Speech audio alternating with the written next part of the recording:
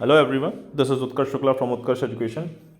KVS interview में जो biodata भरने से संबंधित लास्ट जो थोड़ा बहुत बचा है वो पूरे बायोडेटा से संबंधित ये वीडियो है।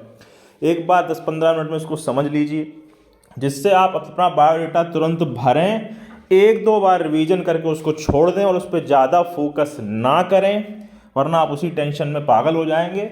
मेन फोकस डेमो क्लास और अपनी लर्निंग पे होना चाहिए। ओके, तो अभी बायोडेटा जल्दी से जल्दी समझने का प्रयास करते हैं ताकि हम और भी जो ज़्यादा ज़रूरी काम है उनके बारे में बात कर सकें। ये मेरा बायोडेटा मैंने भर के दिखाया आपको, और ये ऐसा नहीं है कि मैंने आपके लिए ये दिखा दिया पर मैं लिख के कुछ और ले जाऊं, ऐसा कुछ नहीं है। पोस्ट पे आप प्राइमरी टीचर लिखेंगे, रोल नंबर आपका जो भी है वो आपको याद होना चाहिए, वो पूछ सकते हैं आपको केवल और केवल नर्वस करने के लिए। So please remember your roll number.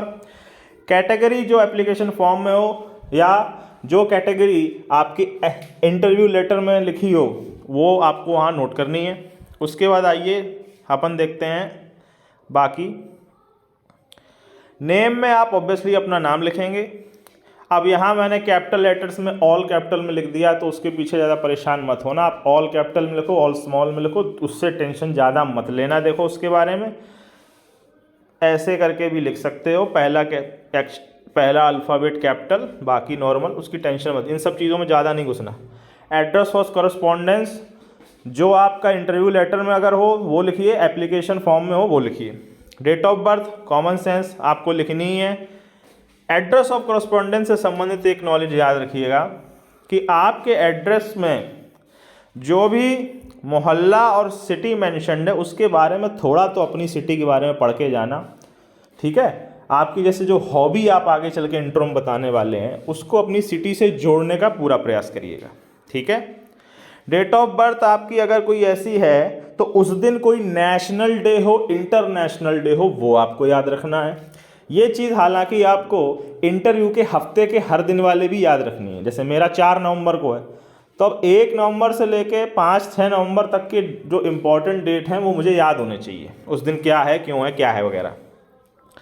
अपने नाम का मतलब, अपने पिताजी के नाम का मतलब आपको पता होना चाहिए। मोबाइल नंबर से कोई टेंशन नहीं है, ईमेल आईडी से भी कोई टेंशन नहीं है। ओके, अब आइए यहाँ पर एकेडमिक क्वालिफिकेशंस की बात करते हैं। बिगिनिंग फ्रॉम +2 लेवल है तो भैया 12वीं से शुरू करना है, तो हम पहले इंटरमीडिएट लिखेंगे, उसका ईयर ऑफ पासिंग लिख दिया, मार्क्स लिख दिए, परसेंटेज लिख दिए, सब्जेक्ट लिख दिए छोटा छोटा, ड्यूरेशन ऑफ कोर्स लिख दिए और अपना बोर्ड लिख दिए सरल भाषा में। ज़्यादा टेक्निकल होने की बेवकूफ़ी यहाँ मत करना कि अरे board of high school and intermediate education Uttar Pradesh नहीं लिखा सर ने। भैया लिखना हो लिखो, पर इन चीज़ों पे फोकस उतना ही रखवाओ जितना तुम झेल पाओ, ठीक है। अगला, अब आप नीचे उसके अपनी डिग्री लिखना। आप लोग, कई लोग पूछ रहे हैं कि सर फॉर्म में तो 12th + DLED मैंने क्लिक किया है, मैंने डिग्री वाला क्लिक ही नहीं किया, तो मैं क्या करूं। देखो बायोडेटा में ज़्यादा झूठ मत लिखो, इस डर से मत लिखो कि इससे क्वेश्चन ना पूछ दे। क्वेश्चन तो देखो वो पूछ सकता है, तो उनको प्रिडिक्ट करने की नौटंकी बेफालतू में मत करो। सत्यता के साथ अपनी जॉब की शुरुआत करोगे तो ज़्यादा सुखी रहोगे, आगे चल के कोई किसी प्रकार की टेंशन नहीं हो सकती उससे। ओके, बैचलर ऑफ टेक्नोलॉजी जैसे मैंने की है, बीटेक 2017 में कंप्लीट की है, मेरे मार्क्स थे 79.2, आई एम मैकेनिकल इंजीनियर, तो मैंने वो लिखा है। ऑब्वियसली 4 साल की होती है तो 48 मंथ्स हो गए, और मेरे यूनिवर्सिटी का नाम NIT इलाहाबाद है। ओके, उसके बाद डिप्लोमा इन एलिमेंट्री एजुकेशन पूरा लिखेंगे आप, DLED लिख के छोड़ मत देना। ईयर ऑफ पासिंग लिखो, टोटल मार्क्स लिखो, उससे परसेंटेज बनाओ। अब यहाँ पे सब्जेक्ट ऑफर्ड में काफ़ी कन्फ्यूजन है, तो आप मेरी तरह से भी कर सकते हो, जैसे मैंने लैंग्वेज लिख दिया है, क्योंकि हिंदी, इंग्लिश और संस्कृत 3 चीज़ें हम लोगों को बीच बीच में पढ़ाई गई थी, तो लैंग्वेज लिखना ही पड़ेगा। और हर सेमेस्टर में 2 जो सब्जेक्ट थे वो चाइल्ड डेवलपमेंट से संबंधित हुआ करते थे, चाइल्ड एजुकेशन की क्या, तो मैंने उसको वहाँ CDP लिख दिया है। साइंस, मैथ एंड SST बाकी बचे वो मैंने वो लिख दिए हैं। कंप्यूटर भी लिख सकते हो, तो ऐसी कोई दिक्कत नहीं, ज़्यादा यहाँ टेंशन मत लेना कि इतने सारे सब्जेक्ट हैं तो हम कैसे भाई कह सकते हैं। ऑब्वियसली 2 साल का होता है तो 24 मंथ। अब यहाँ पर आप 2 चीज़ें लिख सकते हो, एग्ज़ाम रेगुलेटरी अथॉरिटी प्रयागराज या SCERT Prayagraj. Exam regulatory authority या SCERT ये तभी आप लिख पाएंगे अगर आपकी डिग्री की जो सर्टिफिकेट है उसमें क्या लिखा हुआ है, जो उसमें लिखा है वही आपको लिखना है। तो अगर अभी मैंने ध्यान से देखी नहीं है मेरी डिग्री की सर्टिफिकेट, वो ऊपर रखा हुआ है, तो अगर उसमें एग्ज़ाम रेगुलेटरी अथॉरिटी लिखा होगा तो मैं उसको यहाँ वो कर दूंगा, ठीक है। तो इस बारे में आप अपना देख लेना। CTET मेंशन करना है नहीं करना, देखो कर दो, ज़्यादा टेंशन मत लो। CTET मेंशन कर दिए, किस ईयर पास हैं, कितने मार्क्स हैं, उसमें सब्जेक्ट जो 5 थे वो, और CBSE दिल्ली ने उसको जारी किया है, और ड्यूरेशन इसकी लाइफ टाइम है, तो लाइफ टाइम मत लिखना, कुछ मत लिखना वहाँ, ओके। ज़्यादा बुद्धि इन सब में नहीं लगानी, ठीक है। इन पे क्या क्या पूछ सकता है उसका वीडियो इससे ठीक पहले मैंने डाला ही हुआ है कि एजुकेशन क्वालिफिकेशन से क्या क्या आ सकता है, तो आप उसको भी देख सकते हैं। अब यहाँ कई लोगों को कन्फ्यूजन है कि सर हमने प्राइवेट नौकरी कर रखी है, हम किसी प्राइवेट स्कूल में पढ़ाते हैं, तो हम उसको यहाँ मेंशन करें कि ना करें। आप उसको बोलने में मेंशन कर दीजिएगा इंट्रोडक्शन में, ओके। अगर आप उसको लिखने में मेंशन इसलिए नहीं कर सकते क्योंकि यहाँ साफ साफ लिखा है कि गवर्नमेंट में जो एक्सपीरियंस है आपका वही यहाँ लिखना है, प्राइवेट में नहीं लिखना है चूँकि, तो हम अब उसको नहीं मेंशन कर सकते।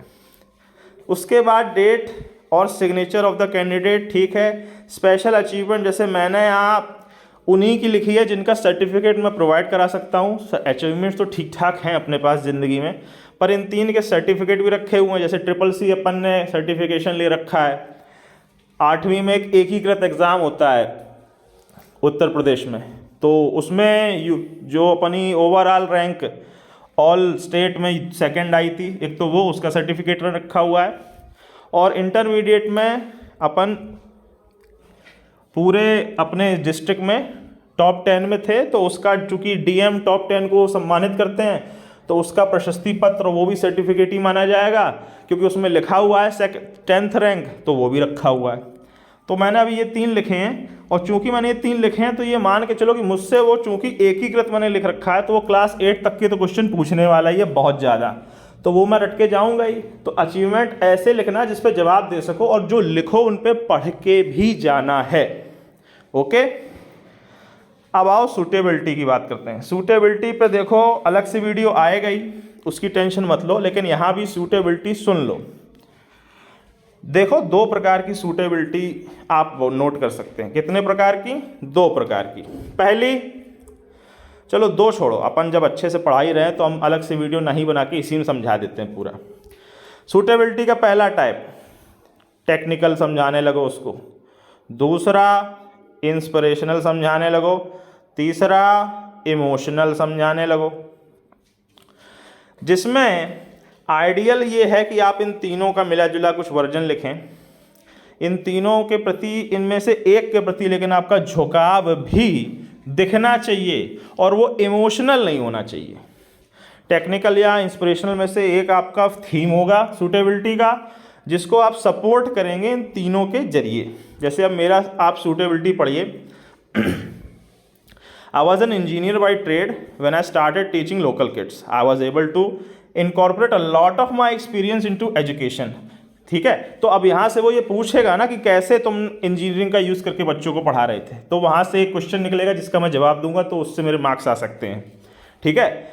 उसके आगे मैंने लिखा कि जब मैं DLED पढ़ रहा था तो मैं इम्पोर्टेंस, जो टीचिंग की इम्पोर्टेंस है और एक्साइटमेंट जो उससे मिलता है, उससे प्रॉपरली मुखातिब हुआ, उससे प्रॉपरली 2-4 हुआ, उससे प्रॉपरली इंट्रोड्यूस हुआ मैं, ठीक है। तो वो पूछेगा कैसे इंट्रोड्यूस हुए, तो हम वो भी बता देंगे, अपने पास उसके आंसर्स तैयार हैं, ठीक है।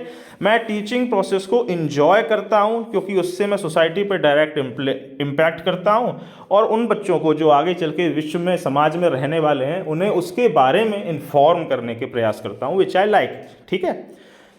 उसके बाद मैंने अपनी कैपेबिलिटी लिखी कि मैं किसी भी बच्चे को कहीं भी पढ़ा सकता हूँ अपनी बेस्ट एबिलिटी से।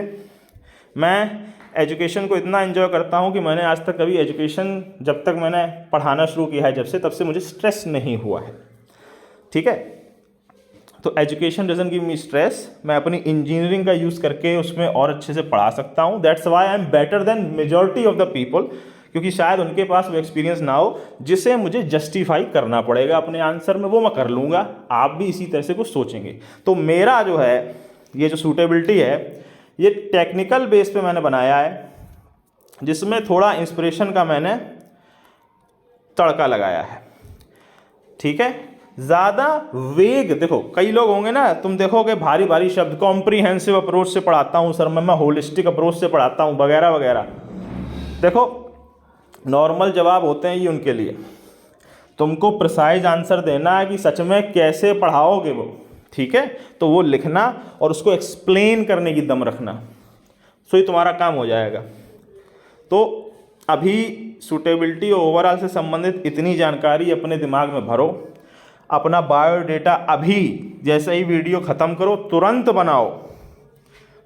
बनाओ और उसके बाद मुझे मेल करो, मैसेज करो, कमेंट बॉक्स में अपलोड भी कर सकते हो, मैं उसको देखूंगा और उस पर अपनी राय दूंगा। Okay, thank you very much, जय हिंद।